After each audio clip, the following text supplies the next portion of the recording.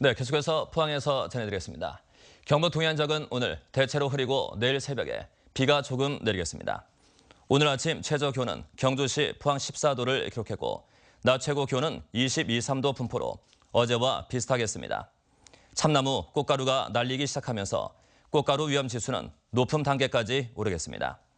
바다의 물결은 1에서 2.5m로 일겠고 내일 새벽 천둥구와 번개가 치는 곳이 있겠으니 항해하는 선박은 주의하시기 바랍니다. 대선을 앞두고 각 정당마다 경북 지역 핵심 공약을 발표했는데요. 먼저 더불어민주당 문재인 후보와 국민의당 안철수 후보의 경북 공약을 살펴봤습니다. 보도에 김철승 기자입니다. 더불어민주당 문재인 후보가 밝힌 경북 대선 공약은 7가지입니다.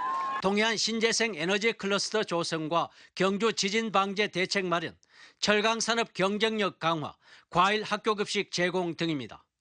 경북선대위 정책본부도 자체에서 토론을 거쳐 마련한 5가지 공약을 발표했습니다.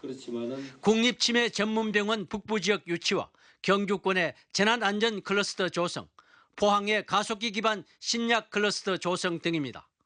그런데 도로와 철도, 고속도로 등 주민들이 원하는 SOC 공약이 아예 빠져 있습니다.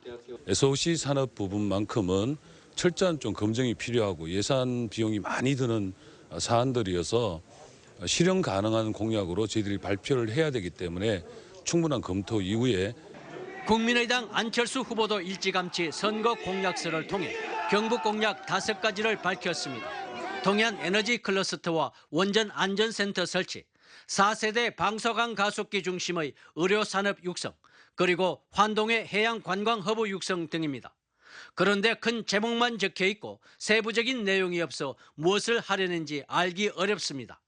정책 자료집에 발표한 내용을 토대로 예산과 구체적 실현에 대한 가능성을 연구 준비하여 발표하도록 하겠습니다. 공약 남발은 정치 불신을 초래하고 빈약한 공약은 지역에 대한 무관심으로 비춰지기 마련입니다.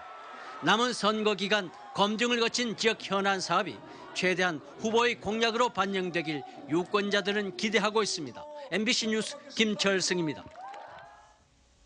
울릉도 땅꺼짐 현상의 원인을 놓고 울릉군과 전문가의 견해가 엇갈리고 있습니다. 울릉군은 지난해 8월 말 500mm가 넘는 집중호우와 올 1월 내린 폭설로 지반이 약해지면서 하층부가 유실된 것으로 추정하고 있습니다. 반면에 일부 전문가들은 무분별한 개발로 지표층이 아래로 미끄러져 내려가면서 산사태가 촉진되고 있다고 주장하고 있습니다.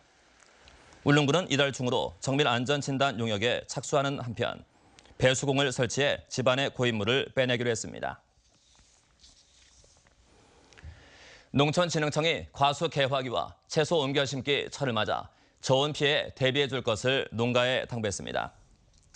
특히 봄철인 4, 5월에 늦서리 등으로 인해 저온이 지속되면 과수와 채소는 결실을 맺지 못하거나 상품성이 떨어진다며 방지시설을 설치하거나 옮겨 심기 시기를 조절해야 한다고 밝혔습니다. 봄철 농작물 저온 피해 면적은 지난 2015년 6,100여 헥타르에 이어 지난해에는 1,100여 헥타르에 이릅니다. 동해지방해양경비안전본부가 주관하는 2017년 해상종합훈련이 오늘부터 나흘간 포항 영일만항에서 실시됩니다.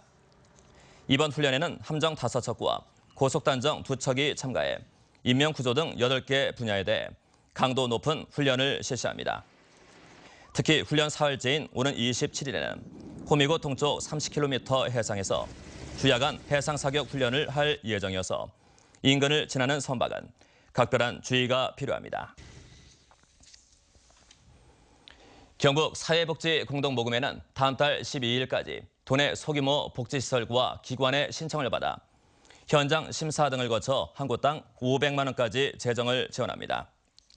선정기관은 6월 하순쯤 결정되고 지원금은 시설 환경 개선과 장비 비품 구입 등에 투입됩니다. 소규모 복지기관 지원 사업은 지난 2012년 시작됐고 지난해에는 58곳에 1억 8,800여만 원이 지원됐습니다. 네, 이상으로 MBC 뉴스를 마칩니다. 감사합니다.